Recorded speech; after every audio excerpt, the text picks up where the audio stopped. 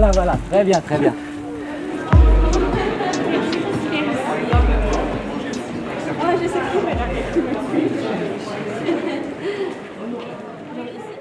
Michel Chamy qui est neurologue et spécialiste des accidents vasculaires cérébraux et dans la présentation qu'il donne du programme de l'école d'été, il dit que l'histoire et la philosophie sont des outils pour mieux comprendre ce que font les médecins et comment fonctionne la médecine. Mais je crois que ce qu'on va voir, c'est que les humanités ne sont pas seulement un outil ou un instrument, on va dire, qui serait remplaçable éventuellement par un autre, mais aussi peut-être le lieu dans lequel s'élabore la pensée médicale.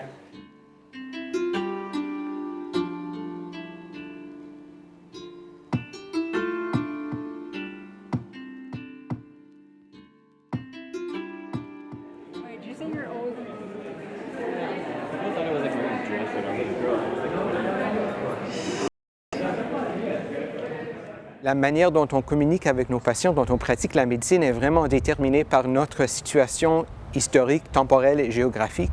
L'éducation, la pédagogie, la formation médicale vraiment se concerne plutôt sur les aspects scientifiques qui sont très importants. On doit comprendre l'anatomie, la biologie, la physiologie, etc.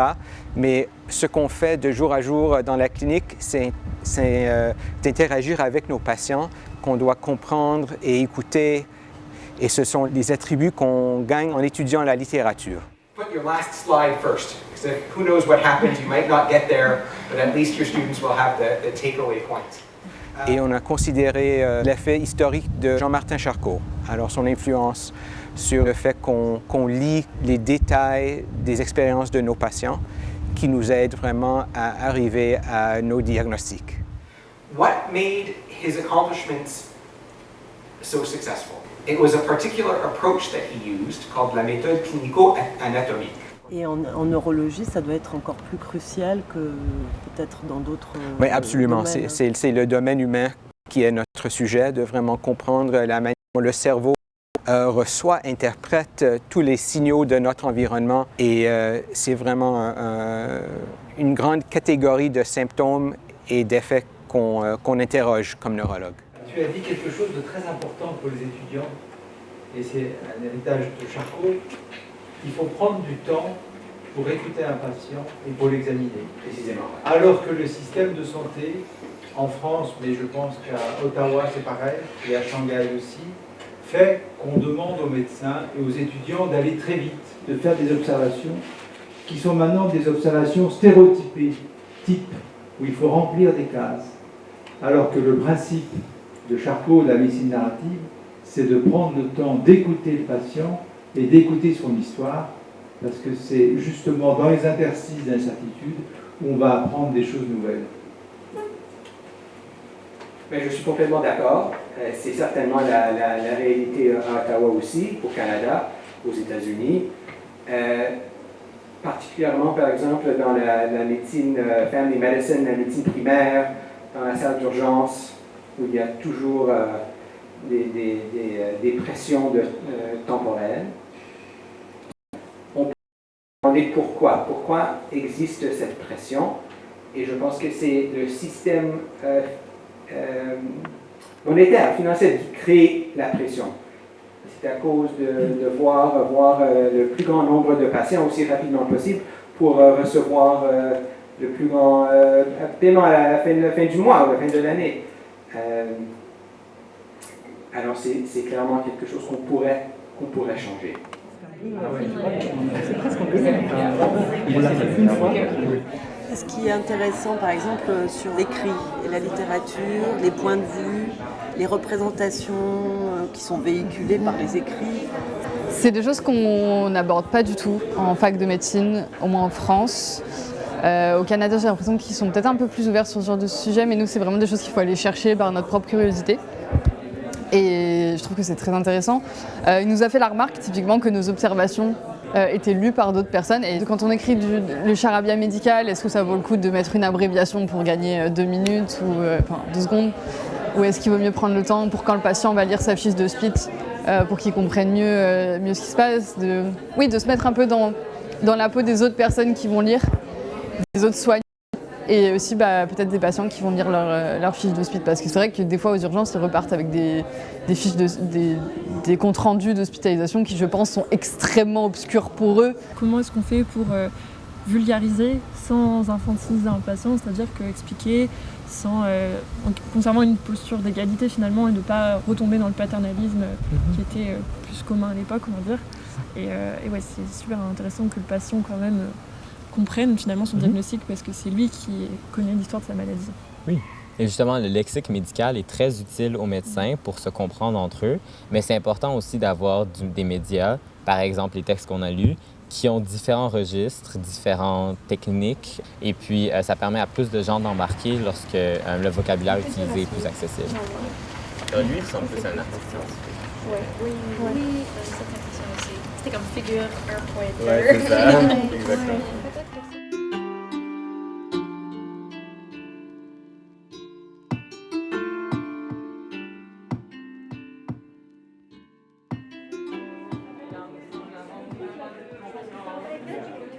On a analysé 3 types de sources pour voir 3 différentes perspectives d'un même événement. Donc la 3e pandémie de peste qui est survenue à la fin du 19e siècle, dont le foyer d'éclosion principal est en Asie et plus particulièrement à Hong Kong. Et là, on a vu un texte d'historien, un article médical écrit par une femme médecin de l'époque qui était sur le terrain en train de soigner des gens qui avaient contracté la peste, puis aussi un extrait d'un roman historique pour avoir un accès un peu plus intime à cette figure historique qui est Alexandre Yersin, qui est celui qui est crédité d'avoir découvert le bacille de la peste. Il y avait un navire où il y avait une madame, puis lui, il dormait juste au-dessus, puis il n'y a rien eu. J'imagine que c'était comme ces outils qu'il y avait à ce temps-là. On voit que l'histoire de la médecine s'inscrit dans des histoires beaucoup plus générales. Typiquement là, c'était la colonisation et les politiques entre l'Indochine française et les colonies britanniques. Enfin, on voyait toute l'histoire de la politique autour qui influençait celle de la médecine. Did anyone highlight any sentences in this text? L'idée, c'est de montrer qu'il y a des contributions faites par des acteurs de l'ombre, souvent des femmes. Et il y avait cet exemple-là d'une médecin missionnaire américaine qui était présente sur le terrain et qu'on ne voit jamais apparaître dans d'autres textes historiques pour sa contribution. Les patients n'avaient pas de voix. En fait, il y avait la voix d'une clinicienne qui était peut-être plus proche, mais on avait juste des petits extraits de choses que les gens autour avaient écrit, mais il n'y avait pas de témoignages de patients. Alors, il y a un contexte historique aussi que peut-être c'était pas forcément des gens qui pouvaient écrire parce que soit ils étaient morts, soit peut-être ils n'étaient pas lettrés tout simplement.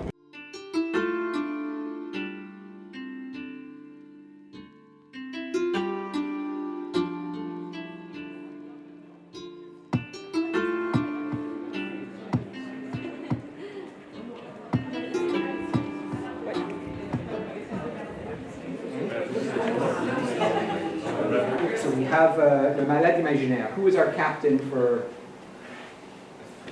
Great. So we have 2 more students for Molière. Who wants some Camus? Who needs some absurdism?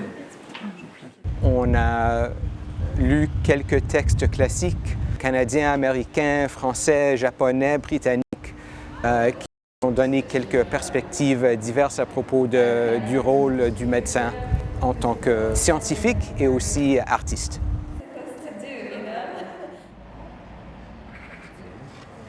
Lorsque tu critiques la médecine via l'art, la médecine va changer, puis après les charlatans dans la médecine vont encourager d'autres choses dans l'art. On a eu un atelier où on a été dispatchés en groupe. Nous, on est tombé sur Le Malade imaginaire du coup de Molière. Durant cette œuvre, Molière met de l'avant différentes visions par rapport à la médecine. Et en tant que groupe, on avait cette œuvre-ci, mais les autres groupes avaient d'autres œuvres qui parlaient de la médecine à travers différents angles, de différents auteurs, et en français et en anglais. Donc, à travers l'œuvre de Molière, on a pu discuter de thèmes tels que le paternalisme médical et d'autres sujets qui sont liés à notre pratique future. C'est ça, et on a vraiment eu l'occasion en fait d'échanger parce qu'on a tous des points de vue différents. Il y en a qui voient des choses dans le texte que d'autres n'ont pas vues, et on apporte vraiment des notions qui sont peut-être différentes en France et au Canada, et du coup c'était quand même très intéressant. Pas que unidirectionnel. Ouais. C'est pas genre on utilise les humanités pour la médecine, mais c'est aussi que la médecine avec les humanités. C'est-à-dire qu'un scientifique, un médecin, être humaniste, ça pose en tout cas cette question générale. Sans les humanités, on ne peut pas très bien comprendre la médecine. Puis sans la médecine, on ne peut pas faire la médecine. En fait, il faut penser notre relation avec la médecine, il faut penser notre relation avec les arts. Et ça vaut aussi pour les artistes qui vont travailler sur des sujets médicaux. En fait, quelle éthique on a, quelle méthode on adopte, pourquoi on fait ça, comment on le fait. Et ça, c'est des questions assez primordiales sur la façon dont on va développer une démarche. Une méthodologie de travail et une rigueur scientifique. Si on les place pas à côté, on les place exactement au même endroit. Et du coup, qu'est-ce que l'un apporte à l'autre? Comment ensuite on peut créer quelque chose de nouveau? Et surtout, dans quel but? Et j'ai l'impression qu'on a commencé un peu à toucher ces questions-là. Certains groupes posaient des questions justement sur le pouvoir que peut avoir les médecins face au diagnostic interprétatif des œuvres d'art, avec des questionnements d'ordre éthique, justement, des éthiques disciplinaires. Quand on parle d'art, on pense souvent à la créativité. Et justement, en médecine, il faut un peu faire preuve de créativité, entre guillemets, parce que les patients sont tous différents. Et on va devoir adapter les prises en charge en fonction du patient. Donc, du coup, c'est un peu ce que l'art nous fait comprendre. Et il y a aussi l'aspect, l'art, comment on peut l'utiliser en santé, en tant que thérapeutique. Justement, la grande question, c'est est-ce que l'art produit par les patients pourrait être le reflet intérieur de ce que les patients ressentent en fait.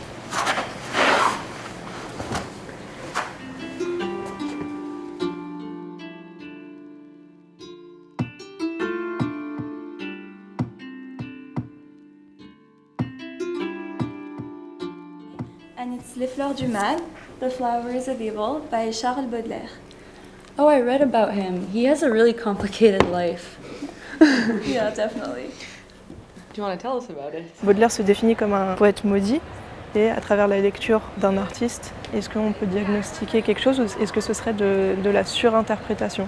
Parce qu'on sait aussi que les textes de Baudelaire sont extrêmement travaillés et que c'est une volonté de sa part d'amplifier le spleen qu'il veut tant communiquer.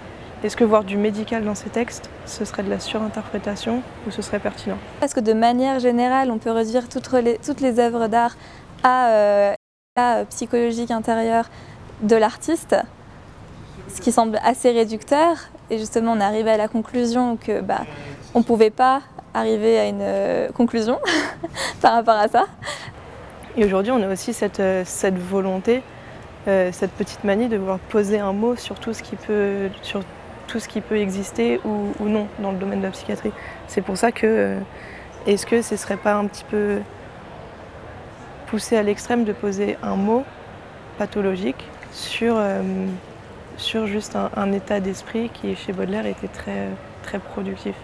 Le fait de pouvoir dire sa maladie par un média artistique, par un livre ou par un film, et aujourd'hui ça se voit beaucoup sur les réseaux, il y a beaucoup de personnes qui racontent leur histoire mais de façon artistique, et ça se développe de plus en plus, et nous ça nous intéresse beaucoup, les récits artistiques de soi, donc qui peuvent permettre de dire des choses qu'on ne peut pas dire comme ça en face à face avec un médecin, et c'est une médiation pour dire ce qu'on ne peut pas dire autrement. Voilà. En tout cas ça c'est du concret, quoi.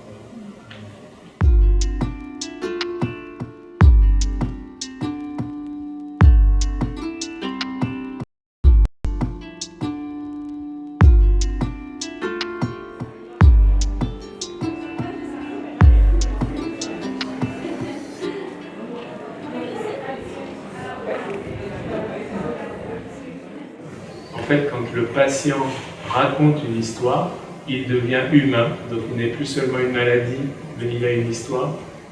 Et il devient humain, mais il rend humain aussi le médecin qui écoute l'histoire. C'est-à-dire, au lieu que ça soit une maladie qui rencontre un dictionnaire, vous avez deux personnes humaines qui se parlent et ça va très très vite. De partager sur des lectures, sur des films, sur toutes ces choses-là, ça permet de réfléchir sur soi et sa pathologie, de se positionner par rapport à ça et d'oser dire. Voilà, j'ai attendu d'avoir 60 ans pour oser écrire des choses que j'ai gardées en moi pendant plus de 40 ans, puisque ça fait plus de 40 ans que je vis avec des maladies chroniques. Et ça, je trouve ça fabuleux. Voilà.